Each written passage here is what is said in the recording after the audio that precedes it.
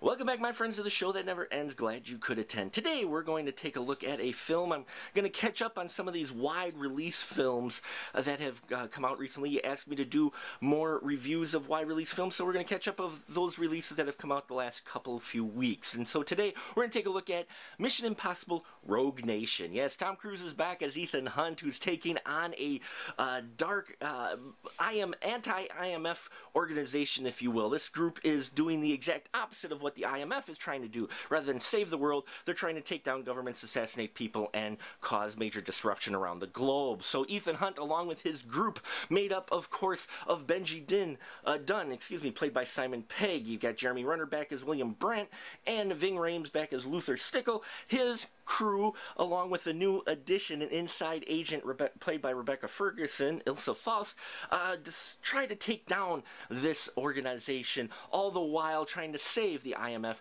from being disbanded.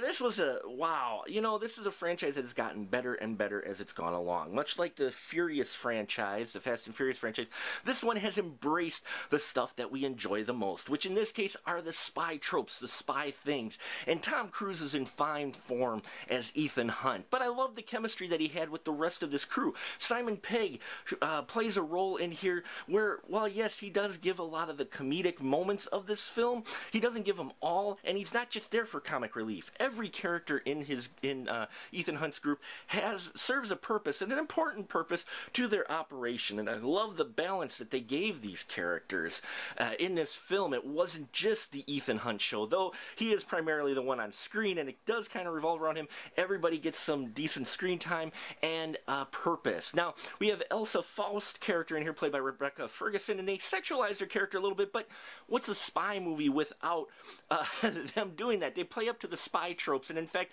I think they over-exaggerate it just a little bit on purpose. This film is just having a lot of fun, and that's what it is, a lot of fun. I don't think I had this much fun this year in the theater since Mad Max Fury Road, which is still my #1 action film and top film for a while, but this comes very, very close to how much fun I had at the movies with Mission Impossible Rogue Nation. Stunts are fantastic, and the action scenes are really out there, off the wall, overboard, and just what you want from your summer popcorn film.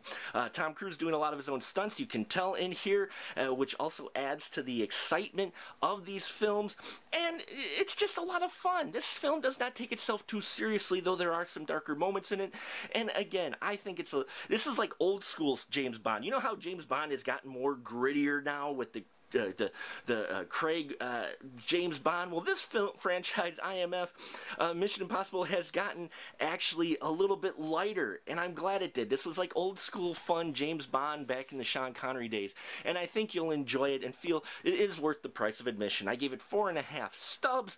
Very much worth taking everybody to. I think you can take just about anyone over the age of 13 to it. Some of the kills in here and darker moments there are, but other than that, I think it's worth for the young adults out there as well as the parents to go see and have fun. So go see Mission Impossible. If you have already seen Mission Impossible Rogue Nation, leave your comments down below. Love to hear your thoughts on this film. As always, please subscribe if you haven't. Love the support each and every one of you give me. That gives me the motivation to keep doing these.